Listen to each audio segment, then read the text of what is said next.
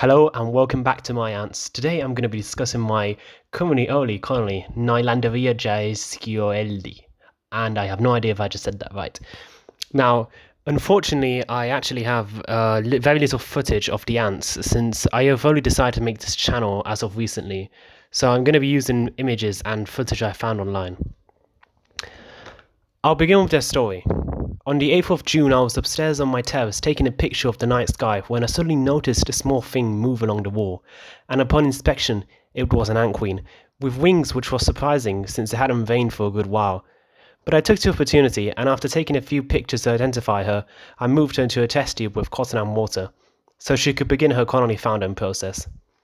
It wasn't too long until I saw larvae in her setup, and around the 14th of August, she had her very first workers, her analytics.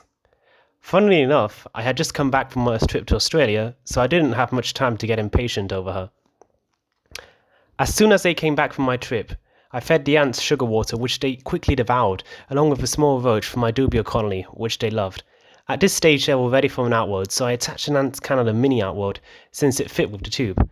From this point, I continued to feed the roaches and mealworms along with honey every 5 days for 3 weeks, until they reached about 20 workers. The second generation was born.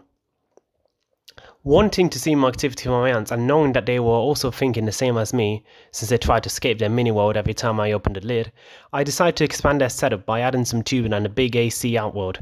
Now, I've seen many ant colonies online discover new outwards, and they usually do so very slowly and very timidly, but not this colony. They were very quick to explore the neo outworld, and it wasn't long until they covered the hole, connecting the tubing and the outworld with dirt. The routine then went back to normal. Feed them dubias every few days and give them sugar water or honey every day. But then something unexpected occurred. A while ago I had tried to keep a Campanodus cruntatus colony, but failed miserably as the ants slowly began to die from unknown reasons. Furthermore, they began nesting in the tubing that connected to the outward instead of their test tube setup. Eventually, I gave up and released a queen with a few workers onto a pot in my garden with a plant. Now, what's funny is that they decided to stay inside the test tube, and they even seemed to be going better as the queen began to lay new brood and a worker was born from an old cocoon. I thought that it'd be best just to leave her, maybe pick up the colony once they grew in bigger numbers, and to help that, I fed them sugar water and small bits of roaches I gave my Nylanderia. Around this time I also thought that my colony was of a Tapinoma species, and thinking that they would be nomadic, I attached another test tube to their mini outworld. Every other time I've moved colonies, I've always had to shine lights or force them to move, but these ants were my chosen ones, as they moved in just a couple of days. Stunned, but a little understanding as their old test tube was quite old, I moved it and made sure no escapees were escaping. Now back to my cruntatus colony. One day I was going to check up on them like I regularly did, but found no queens or workers inside, so I began to look around and found a decapitated queen. Wild ants had killed her, which was expected since she was quite vulnerable in the test tube.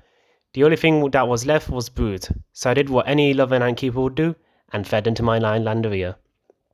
I actually put the whole test tube inside, and soon enough the brood was gone, ready to be consumed by other brood.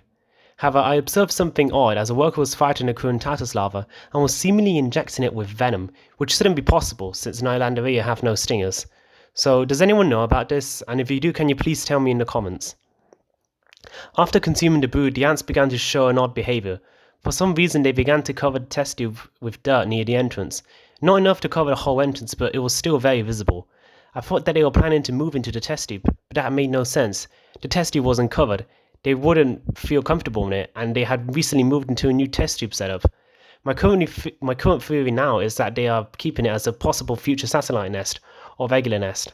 Now, I should mention that when they began doing this, I added a covered test tube with water onto the tubing to encourage the ants to move into the new test tube instead of the one they were seemingly planning to go into, but they never did anything with it, and as of now, they have completely ignored it.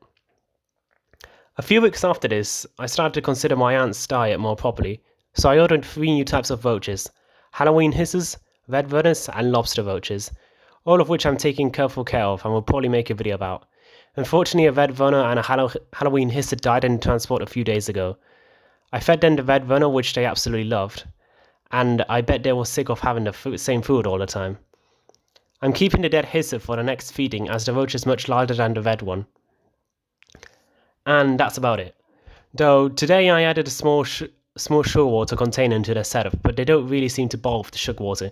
In fact, they haven't really been interested since I added the big outworld, though they still drink it. Maybe they don't want sugar water. Maybe they don't want to sugar themselves to death. I don't know. In the future, I hope to move into an AC hybrid nest I have from a few years ago, but I believe that it's going to be a while before that, as they are only 50 workers now, and I suspect that a nest will need a minimum of 500 so they don't create trash chambers. Despite their rather boring like ants, I've become attached to them, especially due to their aggressive and opportunistic character, and I really hope that one day they bloom into a massive elite colony. Though I'm not sure I'll let the ants elites fly, as I've recently found out that they are a tramp species in Spain, which means an invasive species. Now, I hope you've all enjoyed the video and I wish to see you around the channel. I think I'll post a care guide video for Nylanderia Jaegerskioeldi soon, and maybe another few of them will react to the new roaches I have in store for them. Now, have a good day.